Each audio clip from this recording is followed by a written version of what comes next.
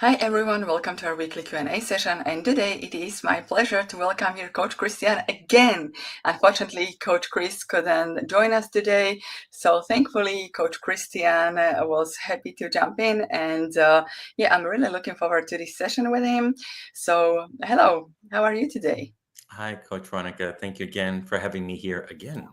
Yeah, And I'm sorry. I anytime. hope Chris gets to feeling better and is able to jump back. He's an absolutely wonderful coach. It was you and him were both one of my coaches when I was going through the immunity program. So absolutely wonderful, both of you. So, anyways, thank you for having me. How are you doing?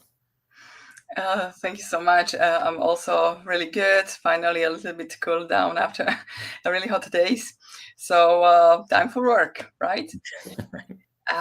Cool. We have already a first question that is from Alyssa. So I'm living my life as normal and trying to not worry, but am only sleeping 2 hours per night. Every day I feel more depressed and physically exhausted. I don't know what am I missing. The second part of the question, how to befriend wakefulness when sleeping so little, 2 hours per night, and so mentally and physically exhausted. All I seem to be able to do is lay there with my thoughts racing. So, what do you think, Christian? How to help Lisa in her difficult moments? Yeah. First of all, Alyssa, thank you for posting your question, and I certainly feel for you and have compassion. The fact that you are dealing, with insomnia, sleeping so little, and also dealing with a newborn, that's certainly a lot to carry. So, uh, what I would also say is, it's very common, number one, and understandable what you're explaining to be. Kind of part of the journey with so many people with insomnia. I would say this was something I also experienced, and maybe the simplest way I can explain it, as far as I understand this pattern, is when our brain is hyper aroused. It's dealing with a tremendous amount of fear, of wakefulness, or just monitoring because it's trying to fix the situation. We tend to sleep less. And so now, if we tend to sleep less for several days, maybe a couple, like you said, a couple of hours a night, now what happens is the brain is still starting to, continues to catastrophize and worry about things. And so, because it's already kind of in this kind of a negative posture, you'll notice that people will also start feeling or talking about these sensations, or what their expressions of feelings like sadness, depression, just this that kind of negative, heavy feelings that they experience. Of course, it is lack of sleep does create some of this struggle, but it's the catastrophic thinking, the hyper arousal that we're experiencing throughout the night that makes the following day so much heavier. And so, as we're carrying this heaviness, we can feel anxious, depressed. And so, the brain, once again, is noticing depression, and it's paying attention to how you respond to it. And if we respond to it in a way that we're afraid, that we're scared, one it starts to latch on to now wanting to fix not only insomnia, but also wanting to fix depression. And so everything just starts to feel heavy. What I would also say, Alyssa, is this is completely normal and understandable. When we are going through these struggles, we have much lower capacity than we usually do. And so now, if you're dealing with a super low capacity, the more things, the more responsibilities I give you, the heavier everything is going to feel. But notice or recognize that this all stems from, number one, fear, and how we react, how we respond to things that either makes things more difficult or can start to feel lighter. Now, even if we start to respond well and letting ourselves know that this is just fear, um, it takes time for the subconscious to catch on. The subconscious moves a lot slower than the conscious. So even though we're doing things as best as we possibly can, we're responding well to the night, we're responding better to emotions, we're recognizing that there's nothing that we need to fix, that everything's okay, there's no danger, there's no threat. Things start to soften, but not immediately. It's very inconsistent. This is why Daniel talks so much about why this journey is not linear. because even though we're doing everything right, it doesn't seem like it's we're responding accordingly. And so that can make us feel once again scared that we're doing something wrong, be fearful, feel again depressed, and so we kind of get in this cycle. But the idea of going through this is to explain that this is completely normal, and you will move through this as we learn to respond a little bit softer and do so consistently. Now, you also mentioned befriending wakefulness. How do I do this? Again, is this something else that we're trying to do to get out of insomnia or depression? Once again, that puts a lot of pressure on us. But what if we thought, okay, if I were awake in the middle of the night, what would I do to soften things? What would I do to help pass the time? Even though in reality, all we want to do is just go to sleep. But since we can't control that, what can we do? And so if we engage in trying to do befriending wakefulness a certain way or perfectly, we're once again engaging in pressure. This is the time where we can learn to just soften things, maybe do them with a little bit more kindness. What can we do if we're awake? How can we respond in a way that we're distinguishing the difference between a real threat and a perceived threat? And if we can identify it as a perceived threat, then really there isn't anything that we need to do. There's nothing we need to fix. There's nothing we need to change. And I understand this is very difficult. Emotionally, physically can be very draining. But these emotions and these feelings and sensations are not dangerous. They can feel heavy, but it's just because we've catastrophized and we're dealing with so many things that really makes this whole journey so much heavier. So again, this befriending wakefulness is not about what you do. It's just how you respond to it. And if we can respond softer, more gently, and just do whatever might feel best at the moment, that can start working through this process and of trying to figure out how to fix something.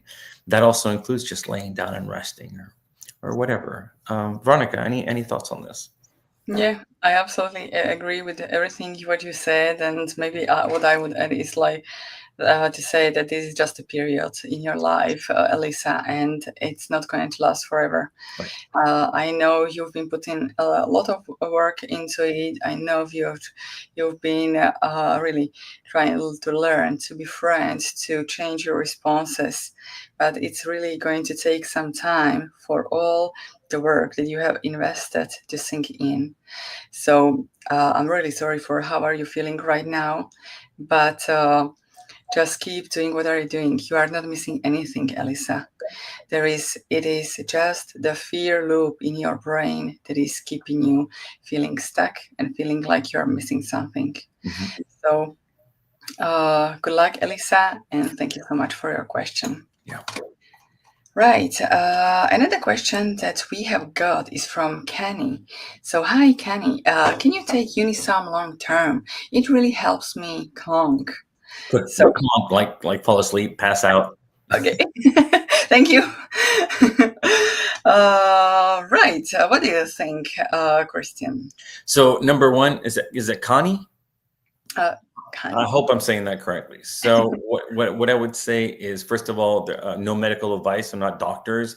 And so what I would say is, whenever it comes to anything, any medication, and I believe Unisom is more like a sleep aid that you can pick up over the counter somewhere. So I don't think it requires a prescription.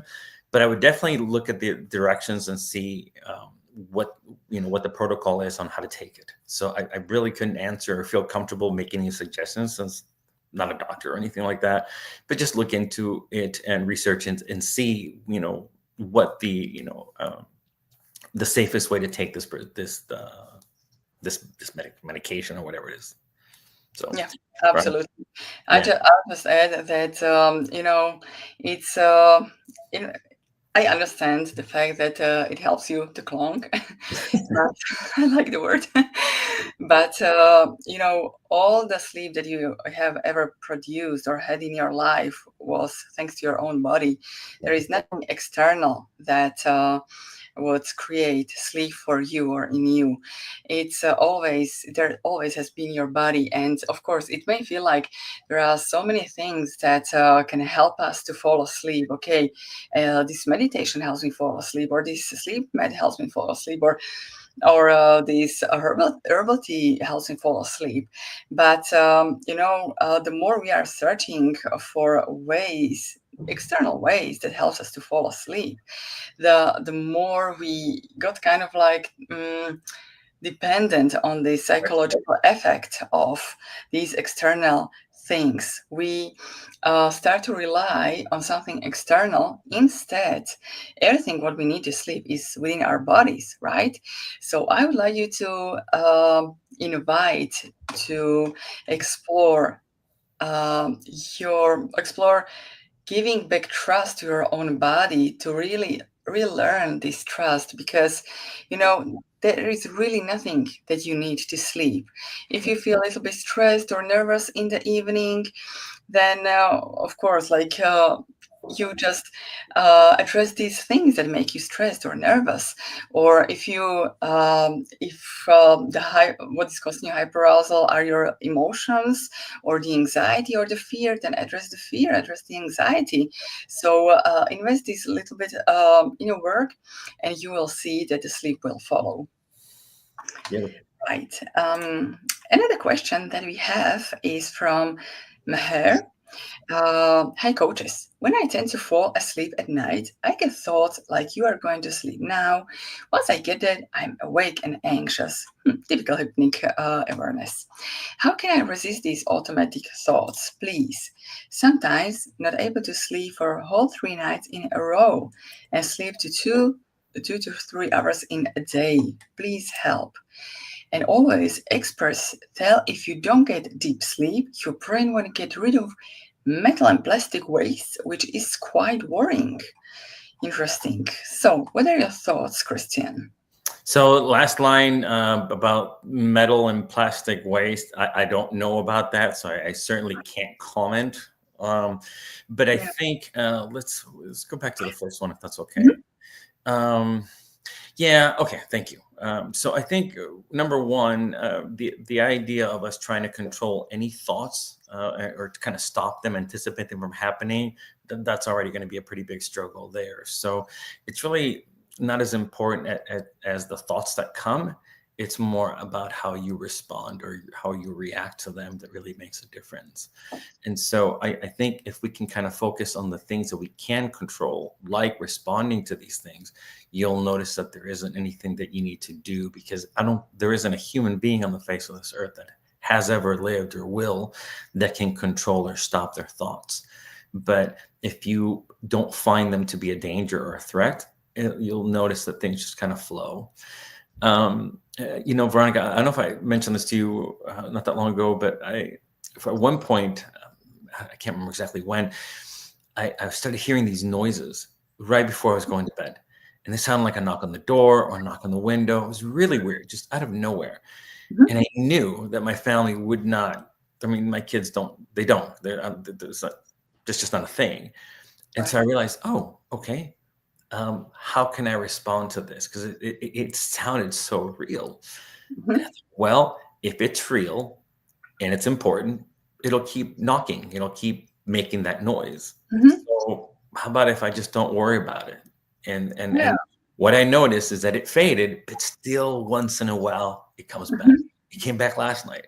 And I was like, there it is again, right? So my ability to respond really kind of softened this. And so if you're noticing that a thought comes your way, you grab onto it, and now we engage in it. And so that's where this hyperarousal come in. And now we're up all night trying to not think, trying to avoid anything, trying to control, trying to stop something from naturally happening. And I think that's where the struggle lies.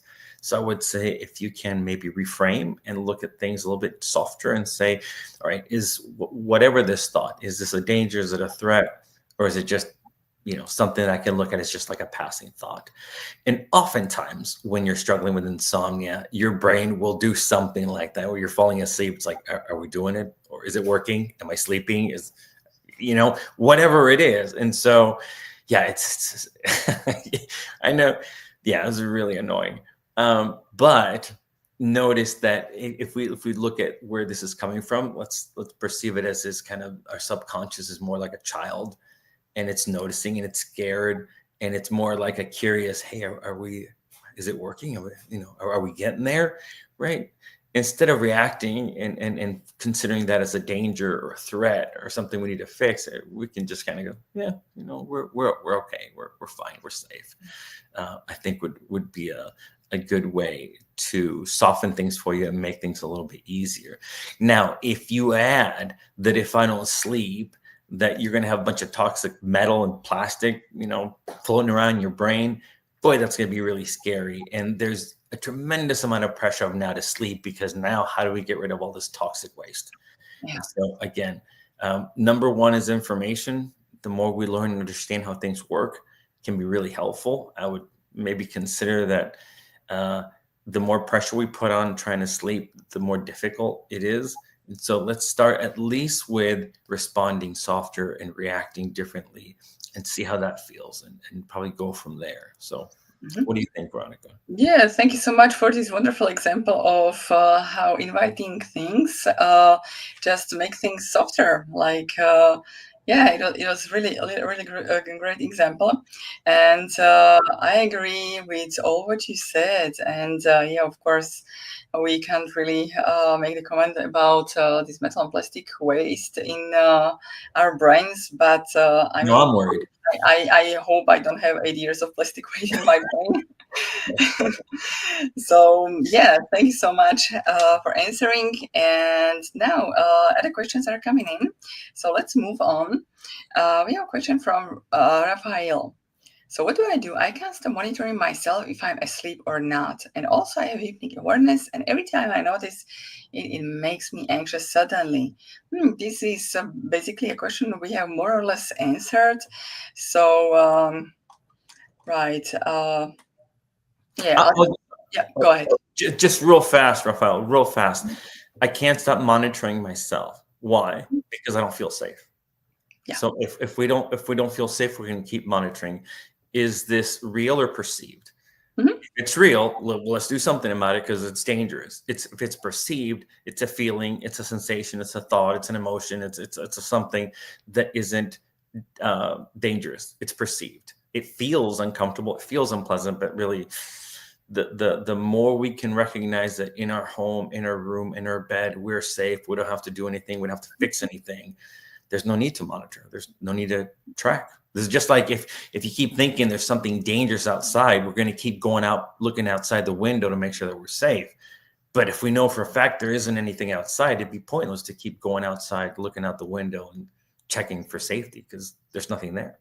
Yeah, absolutely. Even the consequent anxiety is very normal and very common. And what matters, as Coach Cristian has already mentioned, is your response even to these emotions. Even emotions may not feel safe, right? So work on feeling the safety even of the emotions, and it will get easier for you, Rafael, I believe. Right. And then the question is from MDL Mela. I got a question. As I'm recovering from insomnia, I had a good sleep last week. This week was a bit shaky. Like I get around 4 hours of deep sleep. Around 4 hours of deep sleep. Oh, I had to read it again. It sounds wonderful. I wake up and get around hyper sleep around 2 hours. So I'm wondering how I feel like. Did you sleep or not in these hypersleep hours? How I feel like. How do you feel? Okay. I guess he's asking like whether he sleeps or not during the hypersleep. Do you think? I don't know. However, I feel like, do you sleep? Like, am I sleep? I don't know. Let's go back to the first part again. I got all confused. Right. So the first thing I would say, MD, is there's a lot of tracking. There's a lot of monitoring, right? Last week was great. This week, a little shaky. I'm tracking my hours, and right, there's still a lot of monitoring. Why? No, not thinking that we're feeling very safe. And so again, the number of hours, anytime somebody asks about the number, if I could only get this amount of hours, I'll be fine. We're still hanging on to this belief that hours is what actually helps us feel better. And so now we're tracking the amount of hours, because if we don't get X amount of hours, then we're not okay. And so I'm guessing, Veronika, like the second part is if I'm not mistaken, like we're getting 4 hours, and then but there's a couple of 2 hours where it's like hypersleep. So is that good sleep? Is that helpful? My question would be, how are you feeling the next day? Mm. And how you're feeling the next day is gonna it's going to be based on two factors, right? One, maybe that, of course, that you got some sleep. And number two, it's how are you perceiving the night? So if you perceive that the night was shaky and difficult, and then whatever feelings you're experiencing the following day, whether it's tired or concerned or anxiety, fear, or worried, then I think that day is going to feel heavier. And if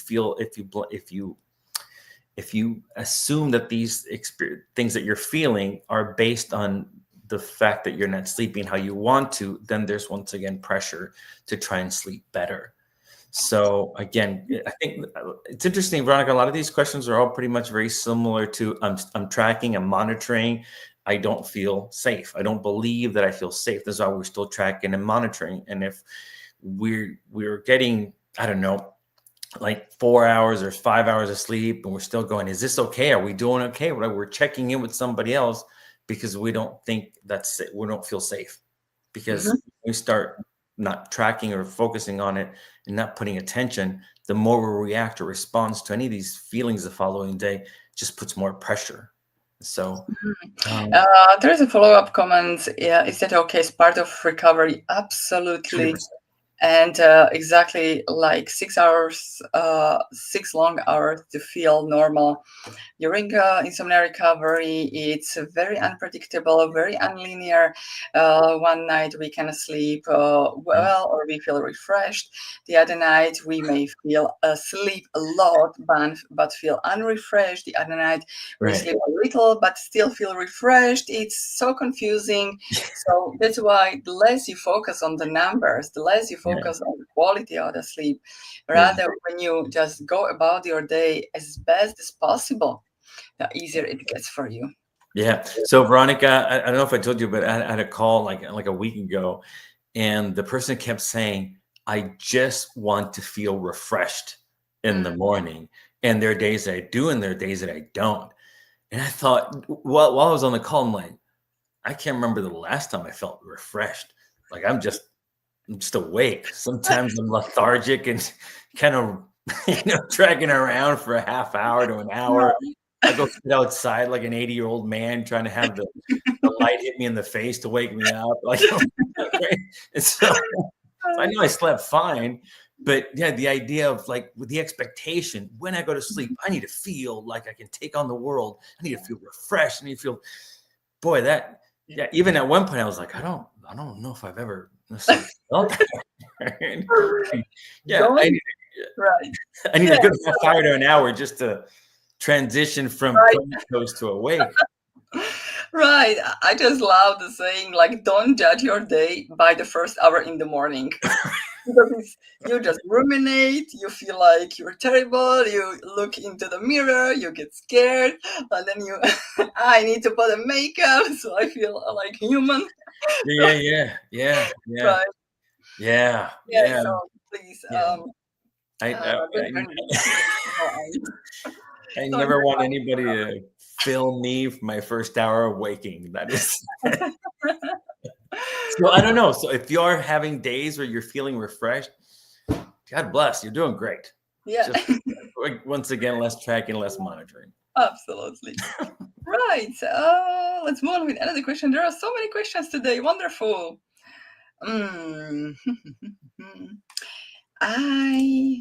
Yes, from Connie. The follow-up question.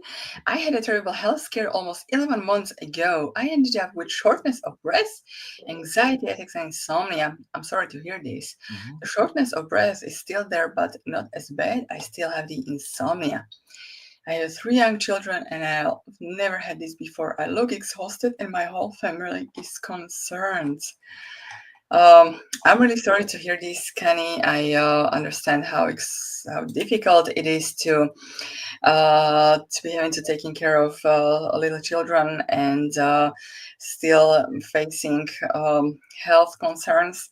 But you know, so many times we kind of like need to explore the ways. Like, of course, when you have some medical issue, we first thing to do is we go to a doctor. But when the doctor says like there is nothing wrong with you, all the tests are clear, then it gives us an idea that this is of a psychological background. So that's why, as we have mentioned here many times already today, um, the response, the way how you view these things, our brain can perceive as a threat anything, our thoughts, emotions, the shortness of breath, the pain, the wakefulness, literally everything. And when it perceives it in this way, it thinks that there is a threat. It perceives it as a threat. But and our task is to teach our brain, hey, this is safe. There's nothing wrong with this. It's okay to experience shortness of breath. It's safe to experience the wakefulness at night. It's safe to experience even anxiety and fear, panic attacks, all of this. It's on our response. Like whether our brain keeps perceiving this as a threat and keeps sending us the same message over and over again, or we show our brain like, oh, I experience shortness of breath. It is not comfortable. I don't like it, but I am safe enough right now in the moment. So changing the way you respond step by step can teach our brain to send you less and less of such symptoms. Your thought, Cristian? Yeah. No, this beautiful. Yeah, I totally agree. I laser focused on one thing that was said, and the whole time I'm just kind of keep thinking about it, right? So I remember I was working with someone, and of course her fear level was very, very high. Mhm. But my biggest thing was how was she responding to it? And a lot of it was self-judgment and criticism to herself. I'm doing it wrong. What's wrong with me? And then this other layer was my entire family is worried about it, Mm. right? And so now you have judgment of self and then judgment, and not judgment in a hard way, kind of negative, but just concerned. And so every night, if you're not sleeping, right, what is the dialogue? What are we saying to ourselves in response? Is it creating more pressure or is it softening things? And so that I remember this person in particular, the whole family was very, very worried, very concerned. And she said just the pressure of interacting with anybody was so overwhelming. So I think we may not realize sometimes how much pressure we're dealing with, we're going through. And whenever we're going through anything that's new or difficult, once again, we're monitoring, we're scanning. And just because we had something that's never happened before, that doesn't necessarily mean it's dangerous. I mean, we can make sure, we can check if there is a concern with health, obviously get it checked out. But again, what I was thinking more about anything else was this: when it comes to I'm concerned. I'm concerned. That means I need to fix something. That means I don't feel safe. And so we keep kind of going over and over and over again and trying to avoid it, and that avoiding creates like a lot of pressure as well. So that's all. Yeah, absolutely. We have really a lot of questions today, which is really wonderful, but we can't answer them, all of them. But let's answer one or two more questions. And one would be from Grumpy Pants. So, even when you are doing better and more calm, maybe I guess when I'm doing better and more calm, but I keep getting thoughts that it's going to come back. Right, very common, very normal. I just respond really quickly. Mhm. It is the fact that you resist, it's coming back. It is what is making it coming back, if this makes sense. Because the insomnia recovery is not about that you will never ever experience insomnia again or sleepless night again. It is how you respond to it. Because, it's impossible to sleep perfectly 8 hours every single night for the rest of your life, right? Mhm. It's life is happening in between. We get stress, we get we get problems in life, but it doesn't have to spiral us into fear and anxiety again. When we just acknowledge it, yeah, it's just another bumpy night. I have experienced so many before. In this case, it will not spiral you down into this fear and insomnia again and again. And so, let's answer one last question from Banana Pie. Hi, this is probably a dumb question, but I was wondering if there is a way to sleep deeper in the morning. I think I naturally wake up between 7 and 8. However, recently my cat or family member will wake me up early.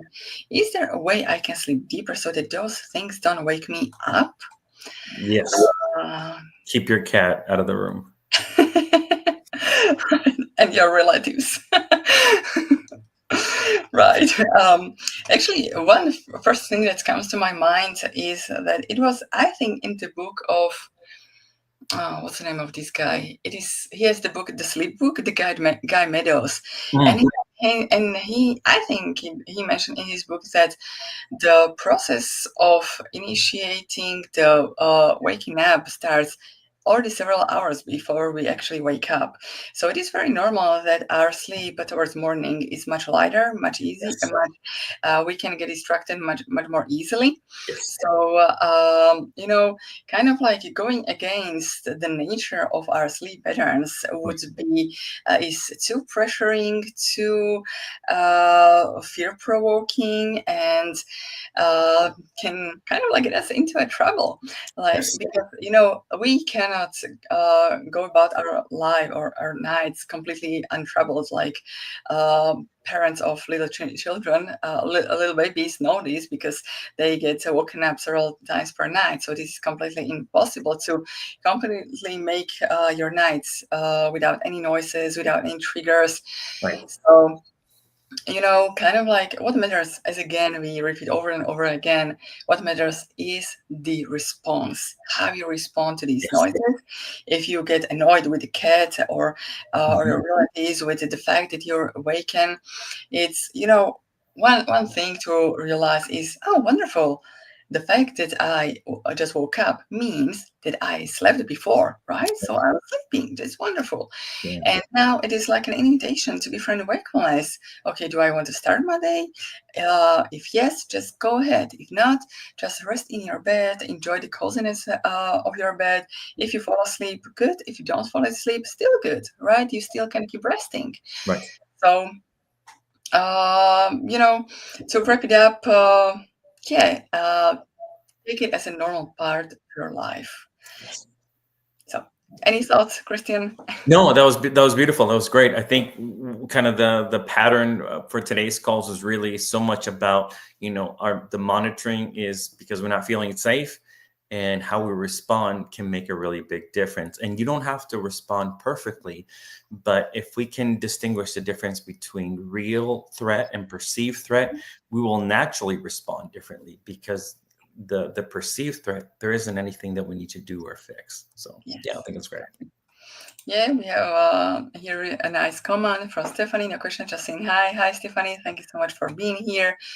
Okay, unfortunately, we can answer all the questions today. It was really wonderful to have so many of them.